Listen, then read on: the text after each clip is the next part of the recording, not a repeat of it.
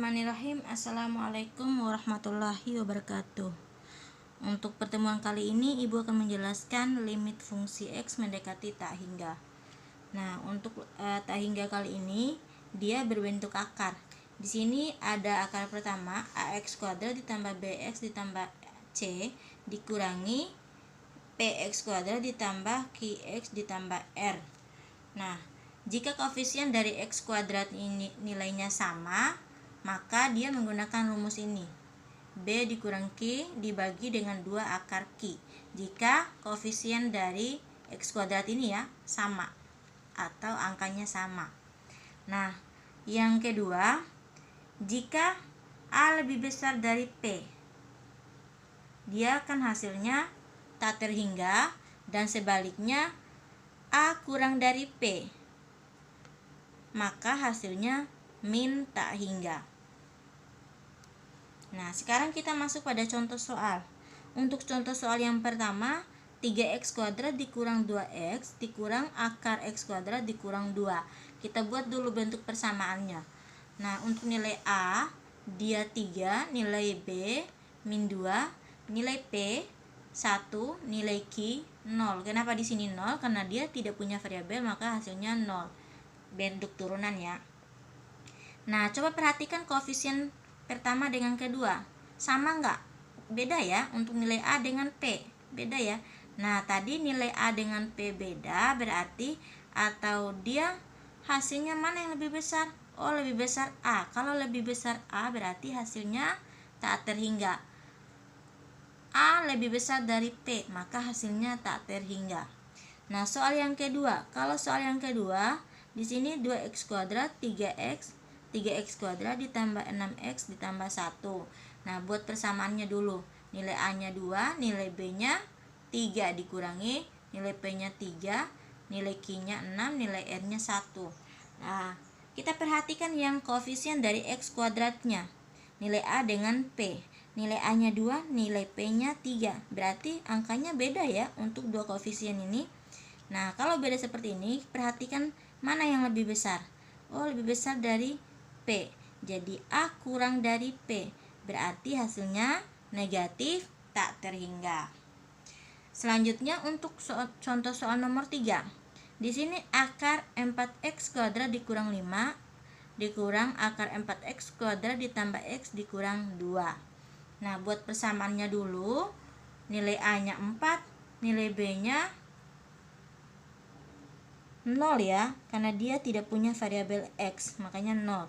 Kemudian nilai P-nya 4, nilai Q-nya 1, nilai R-nya 2, nilai R-nya juga 0.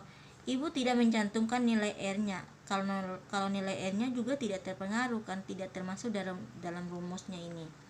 Nah, kita perhatikan koefisien dari x kuadratnya dari kedua ruas ini. Nilai A dengan P. Oh, nilai A dengan P 4 ya, sama dia. Nah, kalau sudah sama, jika A sama dengan 4 atau nilai A sama dengan P-nya 4, maka dia menggunakan rumus ini sesuai bentuk umum yang Ibu jelasin yang pertama tadi. B dikurang Q dibagi dengan 2 akar A. Di sini boleh menggunakan P, di sini boleh juga menggunakan A, karena nilai A dengan P-nya itu sama. Nah, Ibu ingatkan kembali, jika nilai A dengan P, koefisien A dengan P-nya sama, berarti dia menggunakan rumus ini. Nah, kalau sudah bentuk seperti ini, tinggal dicantumin aja sesuai rumusnya. Nah, perhatikan untuk yang pertama. Oh, nilai B yang ditanya. Nilai B-nya kan 0, makanya 0 di sini. Kemudian nilai Q. Nilai Q-nya kan 1. Kenapa di sini negatif? Karena di sini rumusnya negatif ya.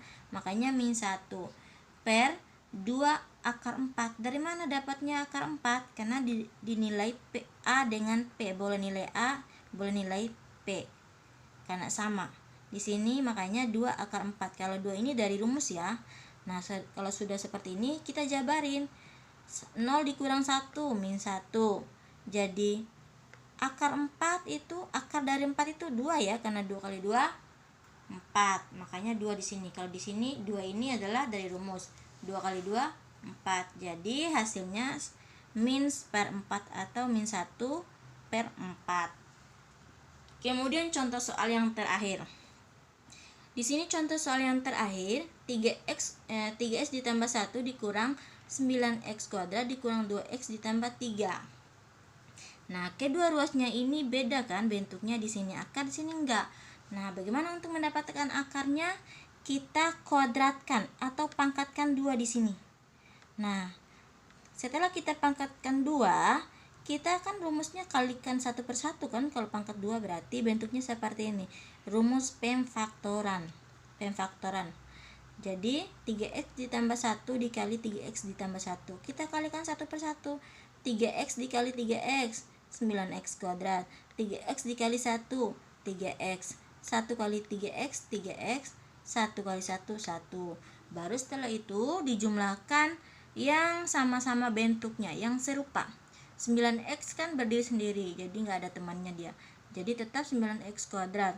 Baru yang ini, yang serupanya, 3x ditambah 3x, 6x, 1. Kalau sudah bentuk seperti ini, kita sudah mendapatkan bentuknya akar. Jadi ini ya akarnya.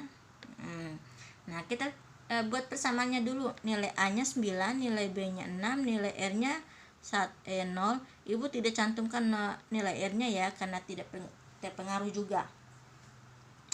Karena dia tidak ada di rumusnya juga. Kemudian nilai P-nya 9, nilai Q-nya min 2.